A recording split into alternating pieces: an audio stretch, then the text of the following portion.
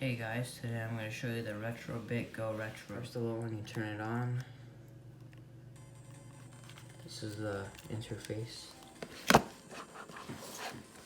Well, it has some notable games on there, not much though. 1942, 43, Bad Dudes. It has Mega Man, Mega Man 2, Mega Man 3. It has Final Fight. Has okay, so as Tetris, but when you look at Street Fighter, you think of Street Fighter 2, right? Street Fighter 2010, the final fight. This is so dumb. And I've seen an Angry Video Game Nerd episode for this. This game is pretty dang weird. It's a beat-em-up game. You're running down the street, punching guys.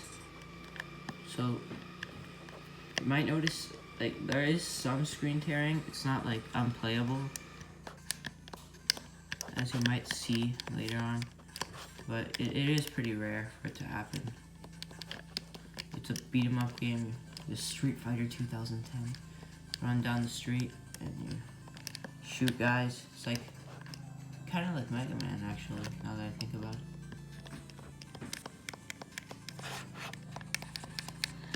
Oh, anyways, that's that game.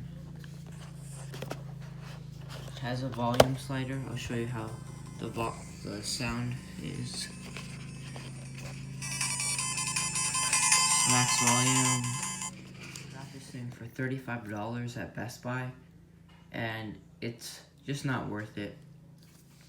It doesn't have enough features or anything to beat this other console called the BitBoy.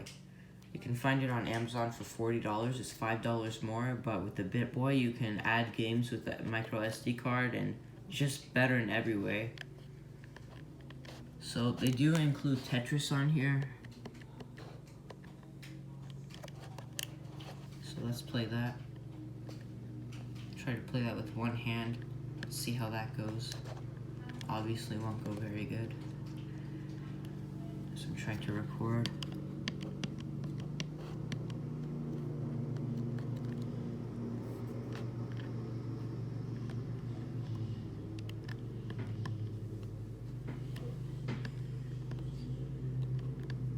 So the D-pad isn't the best for Tetris.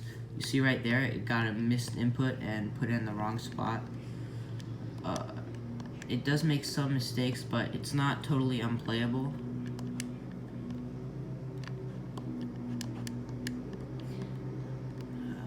Let's see, just get this one bar down, and it's actually a pretty good thing if you want to pick it up quickly before a road trip, but I'm probably just going to return this and get the BitBoy after it, because there's really no point to buying this over it, unless you're in a hurry and you want to go to some store and it's there. But it's a pretty cool thing. Takes AAA batteries, 4 of them. It's held its charge so far. It says 10 hours on the screen. So on websites, they say that it's tinted red, but I think it's more blue, weirdly. Like, even the black looks kind of blue to me. You might not notice it. It's weird. Everything is tinted very blue. But it's an IPS panel. It looks pretty good. It's colored. It has backlit, unlike the original Game Boy. So that's a plus over it. But if you have the original Game Boy or any type of Game Boy, don't get this. It's so much worse. It's not that bad of a product. It's just not that great. Oh yeah, it has a burger time. I don't know if it's because I suck or if there's some problems with this game.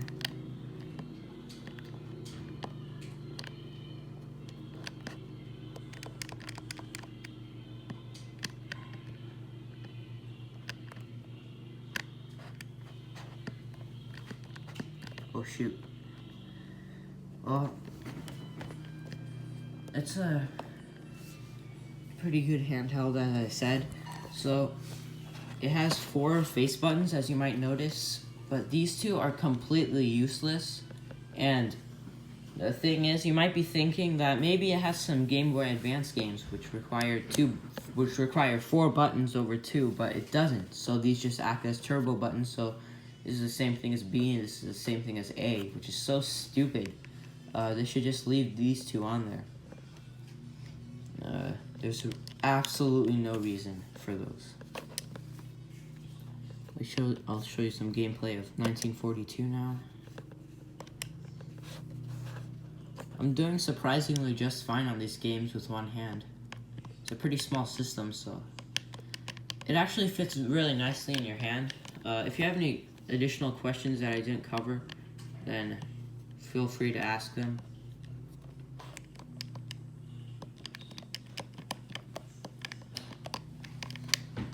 After this video, I'm going to shoot a video on a mini arcade thing, which is also pretty but if you want to have something cool in your room, that's going to be a cool product.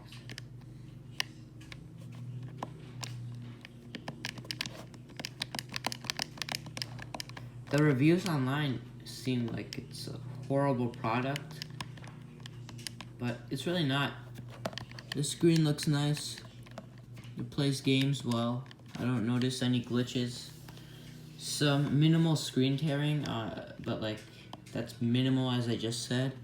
It barely ever comes up. The screen isn't as bad as it looks on camera. It actually looks pretty good. You can't look at it at many angles, but it's a pretty good screen if you're looking at it straight forward or stuff like that. So you might notice it says featured games, which is actual games, and there's extra games, which is shovelware, sort of. Like this right here is shovelware. I've never played this, so I have no idea what to do in this game. What do I do? Start. Go. Just disappeared.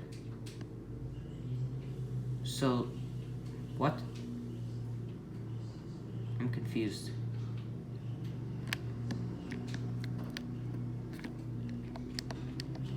Anyways, so that game was shovelware, but there's some actual good games on here that they made themselves, but they're not games, they're card games.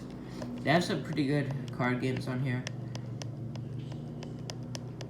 After you get past the shovelware, they have blackjack, which plays pretty nicely. It's fun for a few minutes.